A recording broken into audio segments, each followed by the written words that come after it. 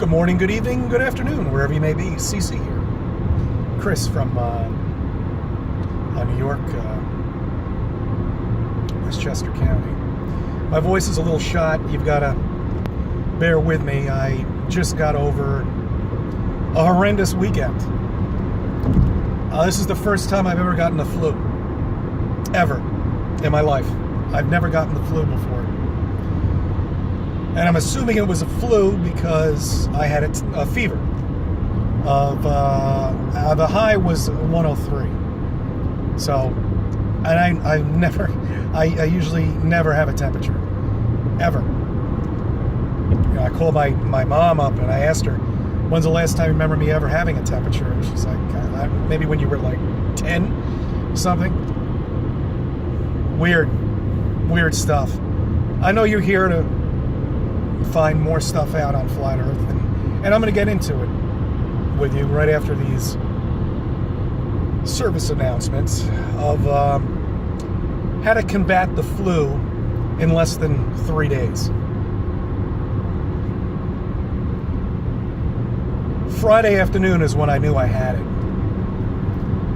My wife locked me in the spare room. I wasn't allowed out. I could only go out when they were out. Because my daughter just got over a cold. It took her almost 3 weeks to get over it. So we don't know when you're actually not contagious anymore when you have something like this. Could be a day, could be 2 days. Who knows? So I snuck out a little bit, you know. What are you going to do? This is what you got to do. I mean, I just felt like shit. Horrible. I was taking my temperature every half an hour. When it hit 103, that's when I thought I would have a problem.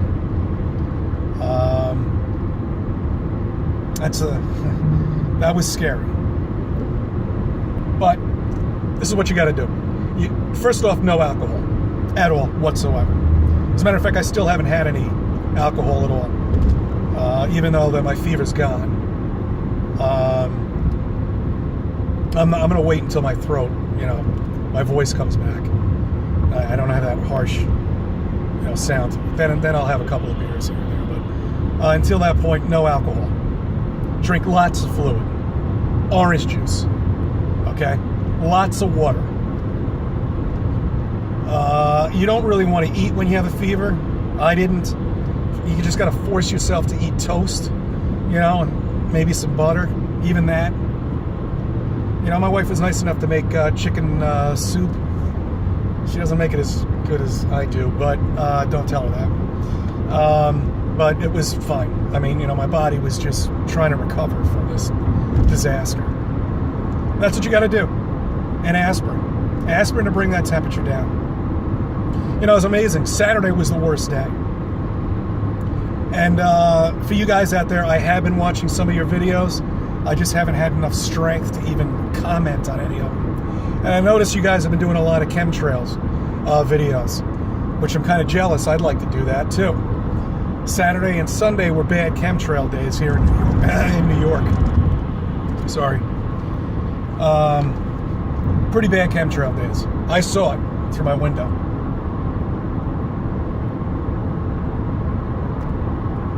And why they were spraying, God only knows.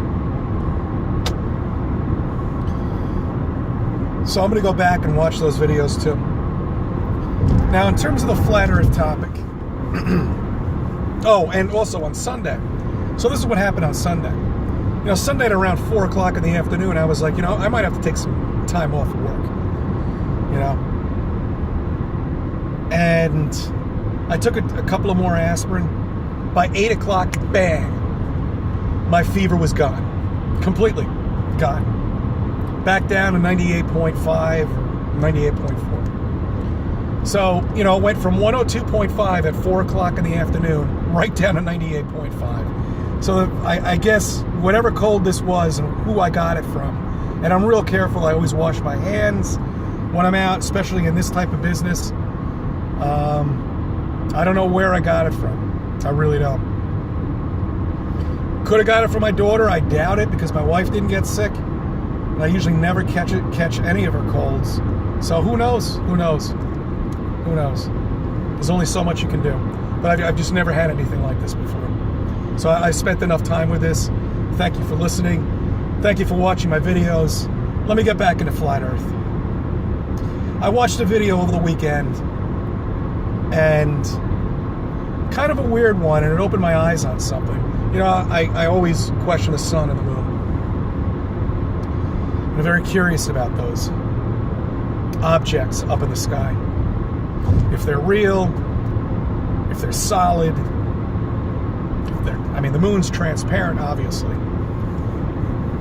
So I saw a video. I don't remember who it was. I tried to go through my history to find out what his call name was, his handle was, or is. I couldn't find it. So I'm going to put a link to it in my description when I get home today. So look for it. He brings up an important topic. The moon might be a failed sun. And it does make sense, you know. Other YouTubers talk about other civilizations that have been, you know, on this plane that we're on right now. And I'm going to tend to agree with that, you know. Mark Sargent brought up an interesting point. He actually was there to the, excuse me, pyramids. They look a lot older than 5,000 years old. Now, I don't know about that. You know, I've never seen him before in person, but you know, he could be very well. You know, that could be very well true. And I'm kind of believing this failed sun.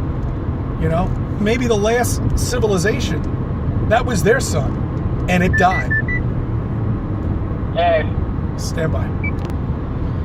All right, so you see now I lost my train of thought. Okay, now now the sun and the moon. Now that could be a failed sun. Okay, and I'm kind of a believer in that in a way. You know, maybe we're the second civilization, you know, on this plane. You know, people talk about other civilizations that they are. You know, and the next civilization after us is going to have 2 moons and 1 sun. I don't know, think about that. You know, because I mean, if you look at the moon, it looks like, it almost looks, you know, that it kind of just bubbled over. You know, I mean, does that make any sense at all to you? I don't know. Does any of this make any sense at all to you? No. That's why you're here watching one of my videos, because you're trying to grasp as much information as you can get on this flat earth, and there's only so much information we have. Other than one of us getting up there in a craft and fly up to the moon or the sun, we don't know what it is just as much as anybody else does. There's no way of proving it. It's impossible. But we can prove one thing, that they're not real up there. That's the one thing we can prove.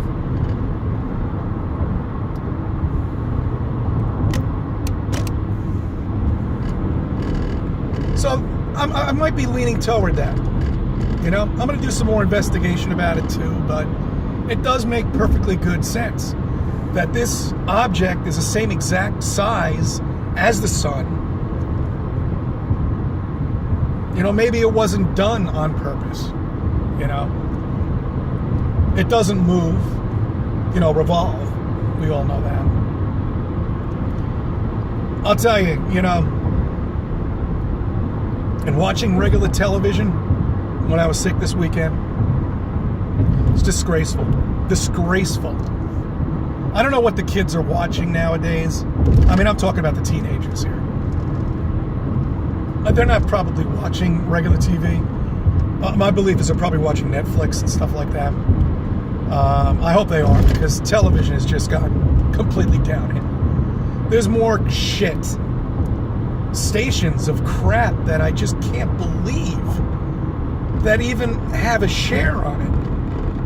Are they just letting shows go with like 0.1 shares? They must be, because I don't know who's watching this shit. I really don't. I actually decided, oh, by the way, I saw one movie that was ID4, and it sucked. Horrible. They should have stopped that ID they should have stopped at ID4. I saw number 2, ID4 2, Resurrection or whatever it was. It was just horrible. I should have stopped at the first one. Okay, I'm rambling on right now. All right. Well, thank you for viewing. I'll make some more when my voice comes back. I'll start making some more videos.